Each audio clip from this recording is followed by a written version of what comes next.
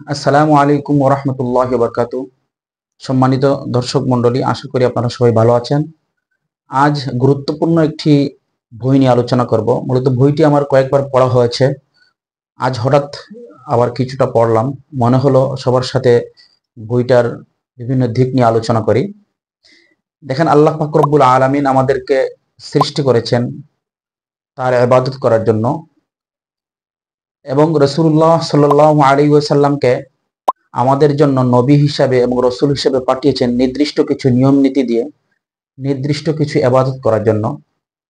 আমাদের জীবনের কিছু এবাদত এমন রয়েছে যেগুলোর সাথে সূর্যের সম্পর্ক রয়েছে, কিছু এবাদত এমন রয়েছে যেগুলোর সাথে চন্দ্রের সম্পর্ক রয়েছে, যেমন আবার কিছু এবাদত এমন রয়েছে যেগুলো আমাদের নিয়মতান্ত্রিক আদায় করতে হয়, কিছু এবাদত এমন রয়েছে যেগুলো আমাদের মাঝে মাঝে আদায় করতে হয়।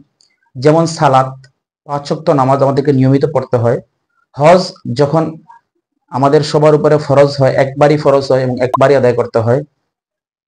জাকাত যখন আমাদের নেশাব পরিমাণ মালের আমরা মালিক হই এবং ওই মালের উপর 1 বছর অতিক্রম হয়, তখন আমাদেরকে জাকাত দিতে হয়। রমজান আসলে আমাদেরকে আমাদের জন্য রোজা রাখতে হয়।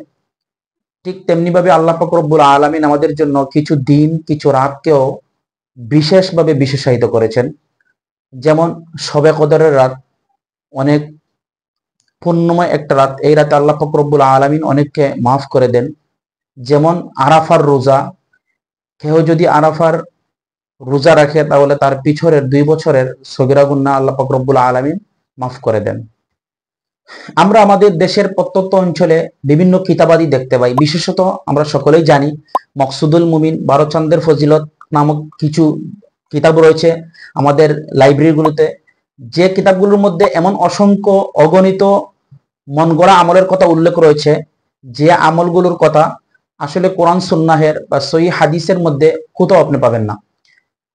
উদাহরণস্বরূপ যদি আমি বলতে চাই, আমরা যখন শবে বরাত আসে, লাইলাতুল বারাত, তখন আমরা দেখতে পাই বিভিন্ন ঘরে ঘরে হালুয়া রুটি তৈরি করা হয়, শিরনি তৈরি করা হয়, শিরনি ভাগ বন্টন করে দেওয়া হয় এবং বাচ্চারা বিভিন্ন আগরবাতি জ্বালিয়ে মিছিল করতে থাকে। এই যে কুসংস্কারগুলো, কোরআন সুন্নাহে এর কোনো নির্ভরযোগ্যতা নেই।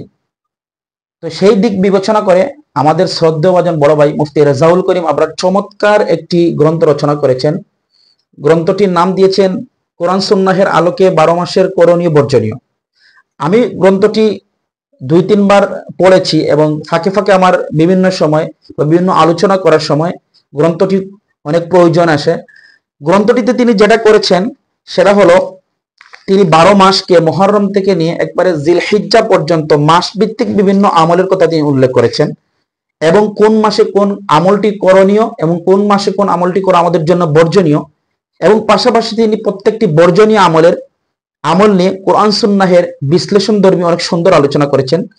তিনি বিভিন্ন আমল সম্পর্কিত বিভিন্ন জাল হাদিসকে, জয়ীফ হাদিসগুলোকে নিয়ে খুবই সূক্ষ্মভাবে বিশ্লেষণ করেছেন। বইটিকে এভাবে সাজিয়েছেন, প্রথম অধ্যায়ে তিনি জুমার ফজিলত বিধান নিয়ে এসেছেন। সেখানে তিনি জুমার সপ্তাহের যে শ্রেষ্ঠ দিন সে সম্পর্কিত আলোচনা করেছেন।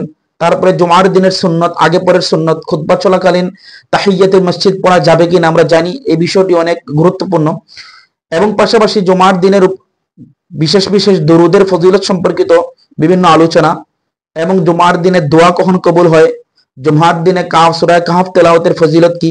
পাশাপাশি তিনি অন্যান্য যে মাসগুলো যেভাবে তিনি নিয়ে এসেছেন, মুহররমের করণীয় বর্জনীয়, সেখানে তিনি আশুরা সম্পর্কে আলোচনা করেছেন, কারবালা সম্পর্কে আলোচনা করেছেন। তারপর সফরের আলোচনার মধ্যে তিনি আখেরি চাহার সম্বা উদযাপন করা যাবে কিনা সে সম্পর্কিত আলোচনা করেছেন। রবিউল আউয়ালের চ্যাপ্টারে তিনি বিদআতের সংজ্ঞা নিয়ে আলোচনা করেছেন, ঈদে মিলাদুন নবী নিয়ে আলোচনা করেছেন।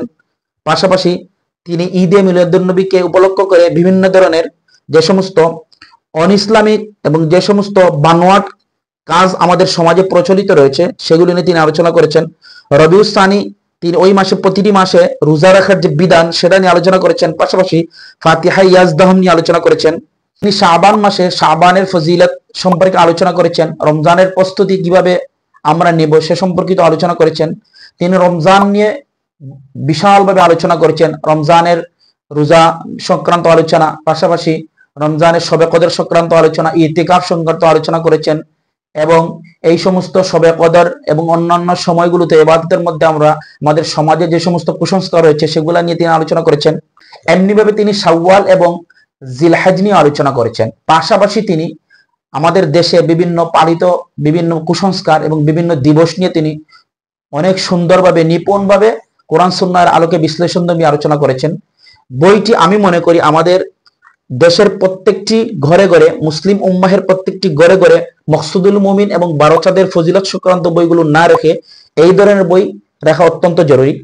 যদি এই ধরনের বইগুলো আমাদের সামনে থাকে তাহলে আমাদের সামনে যে কোনো কুসংস্কার যখন আসবে তখন আমরা হাতে নিয়ে ওই মাসের কি কি আমল রয়েছে, কি কি আমল আমাকে করতে হবে, কি কি আমল আমাকে বর্জন করতে হবে, বা কি কি আমল আমি আমার অজান্তে করছি সেগুলোর ক্ষতিকারক দিক কি কি, কোরআন সুন্নাহয় সেগুলির ভিত্তি আছে কিনা সে সম্পর্কিত আলোচনা করে আমরা জানতে পারলাম।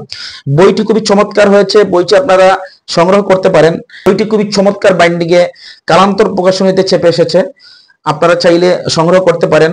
আশা করি আপনারা নেটে সার্চ দিলে রকম হবে অন্যান্য সাইটগুলোতে আশা করি ওনাদের বইগুলো পেয়ে যাবেন। এছাড়াও ইনশাল্লাহ আমরা ধারাবাহিকভাবে অন্যান্য বইগুলো নিয়ে আলোচনা করব। আমি আশা করছি ইনশাল্লাহ অন্তত পক্ষে 1000 ভালো বই, সুখাদ্য বই নিয়ে আপনাদের সামনে আলোচনা করব। আপনারা কমেন্ট বক্সে লিখতেও পারেন কোন বই নিয়ে আপনারা আলোচনা চান বা কোন বই সম্পর্কে জানতে চান। ইনশাল্লাহ আমি যথাসাধ্য চেষ্টা করবো সে বই নিয়ে আপনাদের সামনে উপস্থাপন করার। আপনারা সবাই ভালো থাকুন, সুস্থ থাকুন, আমার জন্য দোয়া করবেন। আসসালামু আলাইকুম।